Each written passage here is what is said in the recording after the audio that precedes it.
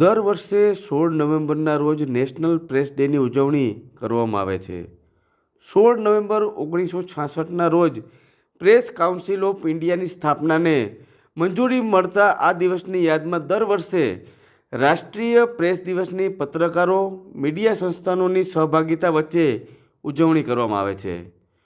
પોરબંદરમાં પ્રેસ અકાદમી ગાંધીનગર અને પ્રાદેશિક માહિતી કચેરી જૂનાગઢના સંકલનમાં જિલ્લા માહિતી કચેરી પોરબંદરના સંયુક્ત ઉપક્રમે રાષ્ટ્રીય પ્રેસ દિવસની ઉજવણી પોરબંદર સર્કિટ હાઉસ ખાતે કરવામાં આવી હતી.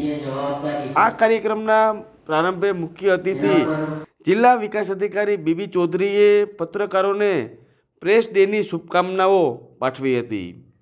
પ્રેસની આઝાદી, મૂલ્યોની જાળવણી, મીડિયાની નૈતિક જવાબદારી અને વિશ્વસનીયતાના સંરક્ષણ માટે પ્રેસ કાઉન્સિલ ઓફ ઇન્ડિયા હર હંમેશ કાર્યરત છે. તેમની સુધારાત્મક અને દિશાનિર્દેશ માર્ગદર્શન પત્રકારી મૂલ્યોને સંવર્ધન અને સુરક્ષા માટે પ્રેરણા આપે છે. તેઓએ કહ્યું કે પ્રેસ દિવસની ઉજવણીમાં વર્ષ 2025નો વિષયવસ્તુ પ્રસ્તુત અને ધ્યાનમાં લેવા જેવો છે. સોશિયલ મીડિયાના સમયમાં ઝડપથી માહિતી આપી દેવાની સ્થિતિમાં ક્યાંક ને ક્યાંક હકીકત દોષવાળી કે ખોટી માહિતી જતી રહે છે, તો તેને લઈને જનસમાજને વિપરીત અસર છે તે થતી હોય છે. તેઓએ કહ્યું કે આ સ્થિતિમાં બચવું જોઈએ અને પોરબંદર મીડિયાની જન જન સુધી સાચી માહિતી જાય તે માટે તેમની મહેનત અને કાર્યદક્ષતાને તેઓએ આવકારી અને શુભકામનાઓ પાઠવી હતી. તેઓએ કેટલીક આંકડાકીય માહિતી સાથે પત્રકારત્વના ઉજળા અને લોકપ્રિય મુદ્દા પર પણ જે માહિતી છે તે આપી હતી. એ રીતે સમાચારને સ્પ્રેડ કરે છે કે જેનાથી અલગ અલગ જગ્યાએ ભ્રામક સમાચાર ફેલાય છે. દાખલા તરીકે પોરબંદરની વાત કરીએ, પોરબંદરને ઘણી વખત ભોગવવાનું આવે, સહન કરવાનું આવે છે. પોરબંદર વિશેની વાત કરવામાં આવે તો પોરબંદરના દરિયામાં 1000 કરોડનું ડ્રગ્સ પકડાણ, આ પ્રકારની ચેનલમાં બ્રેકિંગ ન્યૂઝ આવતા હોય છે.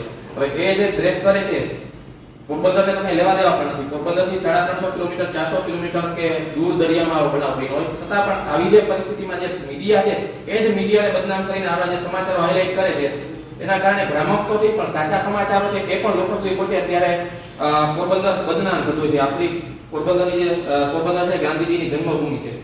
ગાંધીજી પણ એક પત્રકાર હતા, નવજીવન જે છે એમને ચલાવતા હતા. સ્વાતંત્ર્ય સેનાનીની જે લડત હતી એમાં ભૂગર્ભમાં જે અખબારો છાપીને પણ લોકોમાં અવેરનેસ ફેલાવી, જાગૃતિ ફેલાવી હતી કે આપણે લડવાનું છે અને સાચી માહિતી છે લોકો સુધી પહોંચાડવાની છે. જ્યારે એ સમયે તો કોઈ સુવિધાઓ પણ ન હતી. એક બાજુ અંગ્રેજોના કાયદા હતા અને ખૂબ હેરાનગતિ હતી, એની વચ્ચે પણ પત્રકારત્વ છે અડીખમ રહ્યું છે. જ્યારે આજે તો આપણે આટલી બધી સુવિધાઓ મળે છે, સારામાં સારી સગવડો છે, છતાં પણ ક્યાંક ને ક્યાંક એવી ખામી રહી જાય કે જેના લીધે ભ્રામક માહિતી છે એ લોકો સુધી પહોંચે છે અને એના કારણે વિશ્વસનીયતા છે જળવાતી નથી. એટલે ખાસ આપણે એના માટે અહીંયા ભેગા થયા છીએ. તો વિશ્વસનીયતા જળવાય એના માટે શું કરવું?